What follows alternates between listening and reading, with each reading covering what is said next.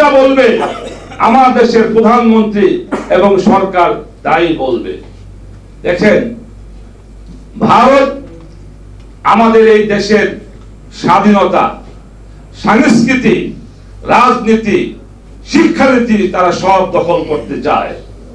আপনারা লক্ষ্য করেছেন যে বর্তমানে শিক্ষামন্ত্রীর আমলে আমাদের শিক্ষা সিলেবাসে মুসলমানের যে ঐতিহ্য, ইতিহাসকে উঠিয়ে দেওয়া হয়েছে এবং হিন্দুত্ববাদের ইতিহাসকে এখানে প্রবেশ করানো হয়েছে, যাতে করে আমার দেশের আমার প্রজন্ম 10 বছর পরে মুসলমানদের যে ঐতিহ্য ছিল, ইতিহাস ছিল, তা যদি তারা ভুলে যায় এবং হিন্দুত্ববাদের এবং শিরকি মতবাদ যদি তারা বিশ্বাস করে, তারা নাস্তিক মুরতাদ হয়ে যায়, এই আশাই কিন্তু ভারত করতেছে।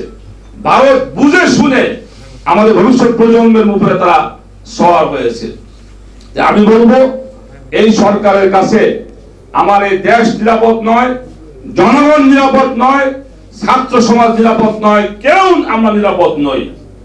আজকে আমাদের ইসলামের বললেন গত 2 দিন ধরে হেফাজতে ইসলামের হাটহাজারী উপজেলার একজন দায়িত্বশীল, তাকে ধরে নিয়ে যাওয়া হয়েছে। আজকে 3 দিন হয়ে গেল, তার কোনো খবর পাওয়া যাচ্ছে না। হ্যাঁ, ওসি বলে জানি না, এসপি বলে জানি না, সে কোথায় গেল? একজন জনগণের নাগরিক অধিকার হলো তার নিরাপত্তা দেওয়া সরকারের উপরে দায়িত্ব। আজকে একজন জ্বলন্ত মানুষ, তাকে উঠিয়ে নেওয়া যাওয়া হলো, তার কোনো খোঁজ খবর নাই। আমি আজকের এই আলোচনা সভা থেকে স্পষ্ট বলি, হেফাজত ইসলামের ওই নেতাকে অবিলম্বে 24 ঘন্টার মধ্যে তাকে মুক্ত করে তার পরিবারকে ফিরে দিতে হবে।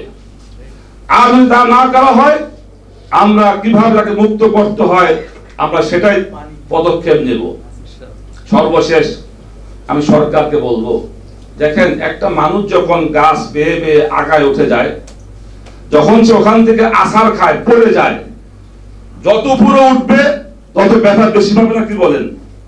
যদি একটা মানুষ যদি 3 হাত উপরে ওঠে, এখান থেকে পড়লে কিন্তু বেশি ব্যথা পায় না। যখন সে গাছ বেয়ে বেয়ে গাছের আগায় উঠে যায়, যখন গাছটা ভেঙে যায়, যখন সে আছাড় খায়, তখন সে কিন্তু তার ব্যথা তো বেশি পায় না, তার জীবন নিয়ে শঙ্কা থাকে।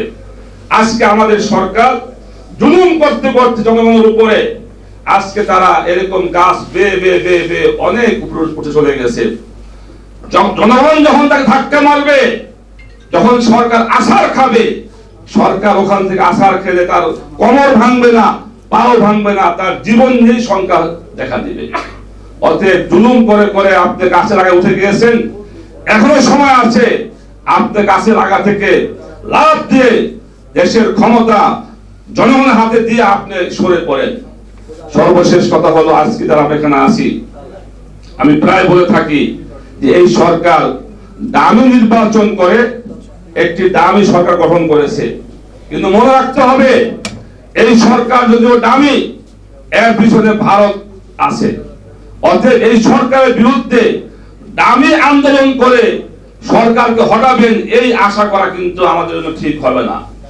যদিও সরকার দামি, নির্বাচন করেছে দামি, কিন্তু আমাদের আন্দোলন করতে হবে অনেক শক্তিশালী, এমন এক ধাক্কা দিতে হবে যেন সরকার ওই গাছের আগা থেকে ঠাস করে পড়ে তার সবকিছু শেষ হয়ে যায়।